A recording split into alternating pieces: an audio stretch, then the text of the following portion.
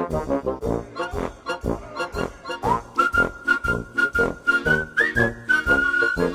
guys, welcome to the final episode of Fans Talk Football for 2020. I'm taking over as host for today as because of the host is taking a little break, but also because he wants to rant a little bit on Arsenal. So what we're going to do is a little review of the year for 2020. We're going to go through a few things that we thought were good points to make. The highlight of 2020, the MVP, the most disappointing player, the biggest surprise of 2020, and also at the end we're going to predict the final four. The top four of the Premier League. So, shall we start with Jamal? So first time, being a pundit. Hot seat. Yeah, the hot seat. So let us know what's your highlight of 2020. Oh, okay. My highlight of 2020 was no doubt Arsenal winning the FA Cup. I mean, who would have thought Arsenal would win the FA Cup? Yeah. And the route that they took, beating Sheffield United. I mean, they're doing really badly this season, but last season they were actually pretty outstanding. At Bramall Lane, and then they beat Man City, and then they beat Chelsea.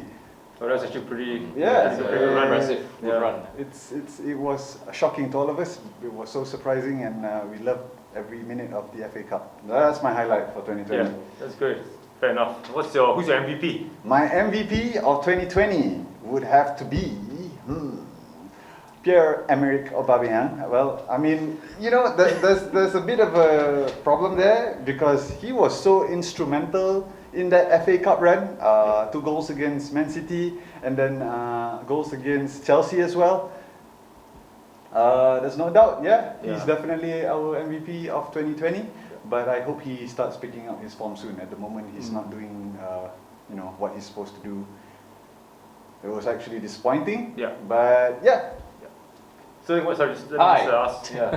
Who's your MVP of 2020? MVP of 2020. I mean, I would, if I say the name, people think I'm biased, but I guess a lot of people have to agree. I gotta say Bruno Fernandes, man. Yeah. Okay. Not Kevin De Bruyne. No. Not biased at all. Okay.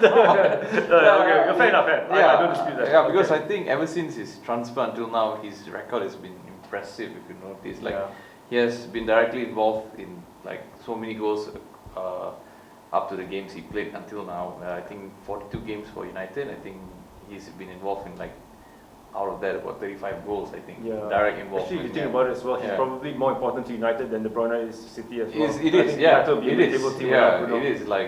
So even last night's game. There was an assist by Bruno as well. And that he had a chance as well. I think the far post. Oh yes, that was directly in front of the keeper, right? That was also then. So I think I'm maybe being biased, but at the same time, stats says otherwise. He has carried our team, definitely. I would admit that. Yeah. And for someone like Ole to come in and bring the team to third, I would say, before you ask me, the highlight of. I was going to ask you. I was going to say, is Bruno Fernandes the highlight of your? I would say the signing is also a highlight, but I think finishing third with Ole, an unproven manager from Cardiff, and that run they went at the end, they just won every game at the end. And also the run where when he immediately took over, that was another impressive run. But I don't know why after the PSG game it was this downhill. But we would have the chance. I think would have been second or something, but eventually we were third. I would take that, man. Why not? Yeah. Okay, next one. The most disappointing player for both of you guys. Who disappointed you the most? Well, Pierre-Emerick Aubameyang. I mean, because you expect more from him. So he started the season with a bang, with a goal against Liverpool. That goal in the Community Shield. So it was an awesome goal. It was, and it led us to win on penalties against the champions, the Premier League champions. And then what happened? It just goes missing. Aubameyang, I don't know whether he's devoid of confidence or something, or maybe he's just too overconfident because he just signed a new contract. Seems like a bad thing to sign contracts these days. When you're over 30, just like Ozil did, sign a contract and then he just went missing. Willian as well. Willian is pretty shit. I'm glad he hasn't been playing. I think he was the best in his first game. That's it.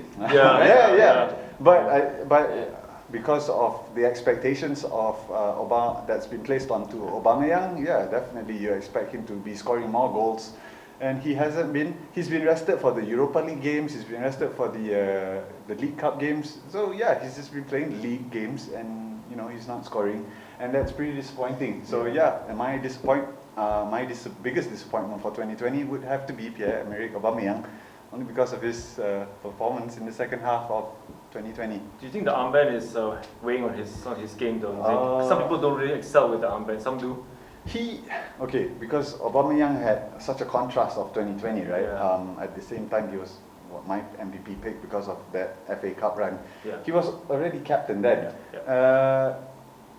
Perhaps maybe he's a little overconfident. Okay. And then but you can see on the pitch he's not doing enough right now. But he's trying. He's trying to rally the team, like the game against Brighton yesterday. He's trying to rally the team. So yeah. 2 wins out of 2 anyway, man. 2 wins out of 2. Yeah, 2 wins out of 2. Good time. That's unfamiliar territory for me. I never know what it's like. You will take it. 1-0, you'll take it. Yeah, 1-0, I take it. 3-1, I take it. Chelsea almost 4-0. But that was upset. I didn't see that happening. Yeah. Because, sorry, your most disappointing player of the year. Okay, like I would have to go with Chelsea players, man. This time. Okay. Yeah, okay. I would say Kai Havertz. Because of the price tag. Because of the price tag, and it doesn't justify the goal scoring record of Giroud and Zuma compared to Kai Havertz. True. So I think the price tag doesn't justify him at all this season. So I think if you're talking about the EPL player, I think he disappointed me the most. Yep. I would say. Do you think also maybe it could be Lampard as well? Because a lot of the big signings haven't really been playing very well though. I think Havertz did have his playtime. Yeah, he did try in different positions. He did try. It's not like you see if you look at Man United, right? Like there were times where Van der Beek he did not have the time to play. Yeah. He didn't have the play time to Telles did not have the play time, but Havertz had the play time. Yeah, he did. He did, and I think looking at Giroud, who's like how much did they buy him? And I forgot. And he's been scoring in a very tremendous form. And even the Tammy Abrahams of the world. Tammy Abraham, also he was there for last season, so it's it's fine. And another Zuma, man, one of the highest scoring defenders right now. So, but Havertz, he would be my most disappointed. Anyway, the final segment of the show, we're going to predict the top 4 of the EPL this season. Honest opinions, tell me right now. Because everybody doesn't seem to be doing very well. Everybody seems to be dropping points left, right, center. An interesting fact, right? No team has been able to string a game beyond a win of 4 games, more than 4 games in a row. Was that? No, that's a fact. No teams have managed to string up more than 4 wins this season. That just shows that how tough it is, right? Everybody seems from the top 9 to the second. I think top 9 to the second, it just separates by 6 points. I think. No one seems to be able to break away. Last season it was just 6 points. It's like anyone's game right now. Okay, so Jamal, top 4 for you, sir. Top 4. Okay. My champions for this season would have to be Liverpool. Wow. I don't know anyone who can doubt that. They've been playing so brilliant even in a tumultuous season. You're right. An injury-stricken season, Liverpool seem to be coping well. They're definitely champions. Now, Man City is outside the top 4 at the moment, but I see them raking in points and teams above them dropping. And I see them going in second, there's no doubt. And then in all this, I think Man United will definitely put up a fight. Maybe with Liverpool up to maybe April, but I think after that, maybe not. I see Man United finishing third. And I'm going to put, fourth spot is always tricky. There's Leicester, there's Tottenham, there's Chelsea, and who are you going to pick? I don't know. All these teams seems to be, but the one that's most consistent right now is actually Leicester. So Leicester to finish in the top 4 this season. That's my top 4 pick. Do you have a dark horse for the top 4 as well? Somebody else not really. Southampton and well, you got to say Southampton and you got to mention West Ham.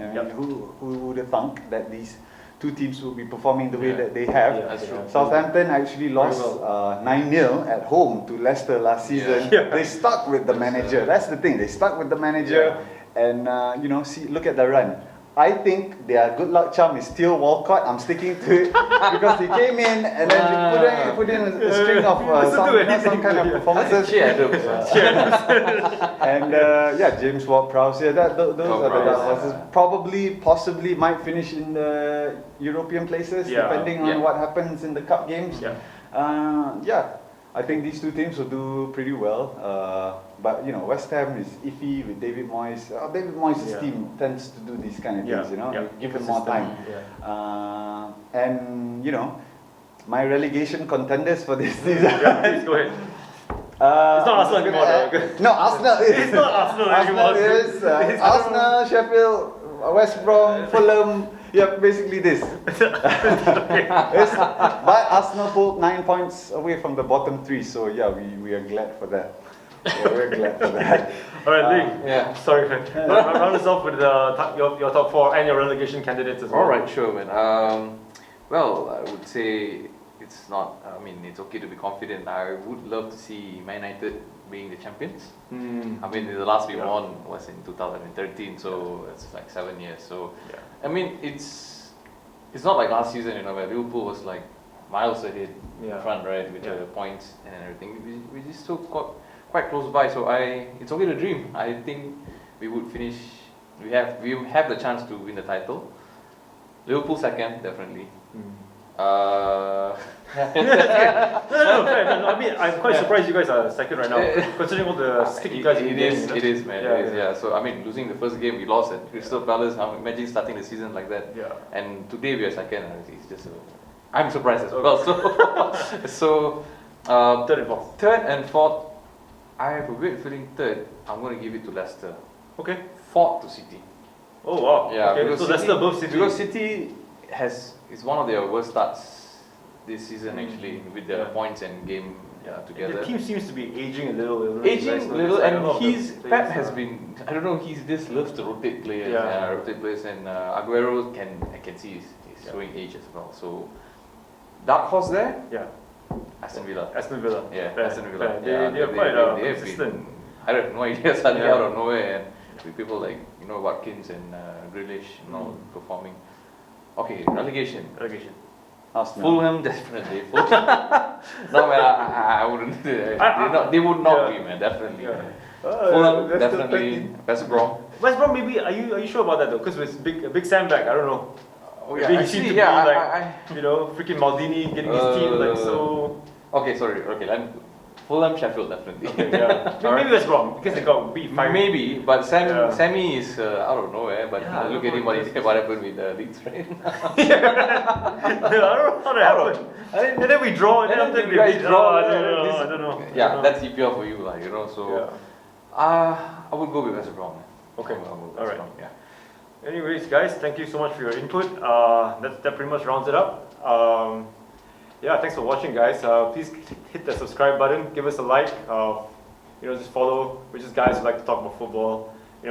Kasi chance skate. Yeah, thanks a lot. Happy New Year. Happy New Year, guys. Merry Christmas. Merry Christmas as well. And we're back, and of course we're not gonna miss out Nick's thoughts on this. So Nick, come on, give us your MVP for 2020. Oh, my MVP of 2020 is was tossed up between KDB and Virgil van Dijk because Virgil became a champion. So I'm going to say Virgil van Dijk. I mean, it's clear he's the best player we've ever had in like 10 years. So you credit the winning, the championship win to Virgil? Oh yeah, I mean look at us right now. We can't even string the results together. And we lost our 100% record at Anfield. I'm surprised. I thought you credited to Alisson at least, or to Mane, Salah's okay. Salah's okay, Mane's okay. But the thing is, I think the most important person in the team is actually Virgil. He's like a backbone, you would say, right? He transformed our team. Okay. Okay, biggest disappointment for 2020. Biggest disappointment.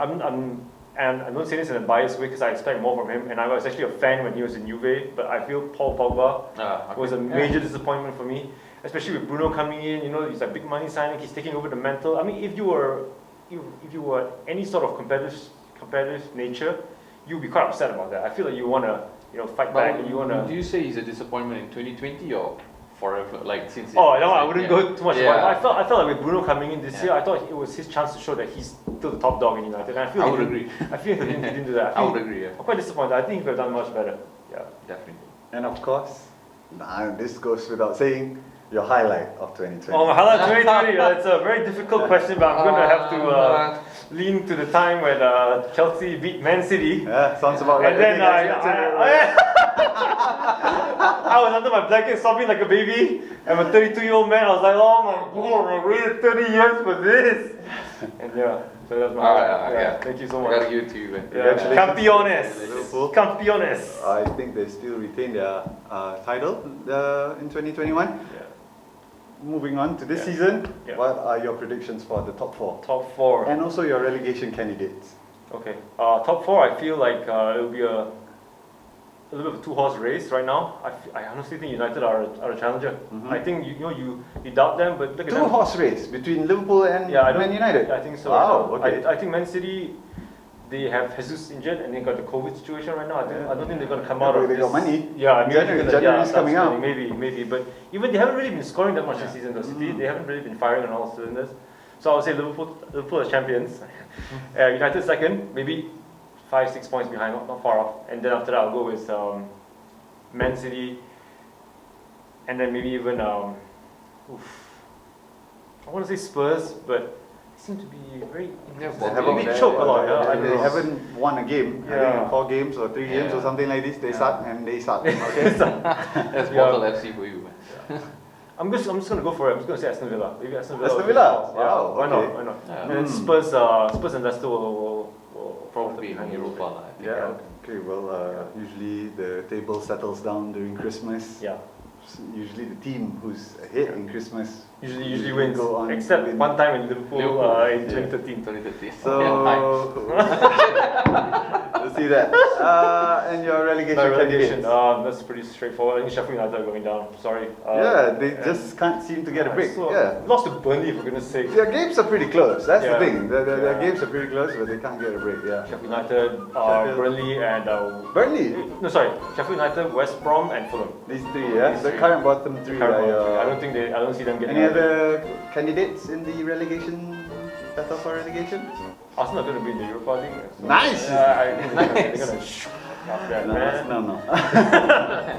I'm happy with what they're doing, but they're still in relegation fight. All right, Nick. Thanks. No problem. Link, thanks. No problem. We'll see you guys in 2021. Happy New Year. Soon. Chalo, beca. Ciao.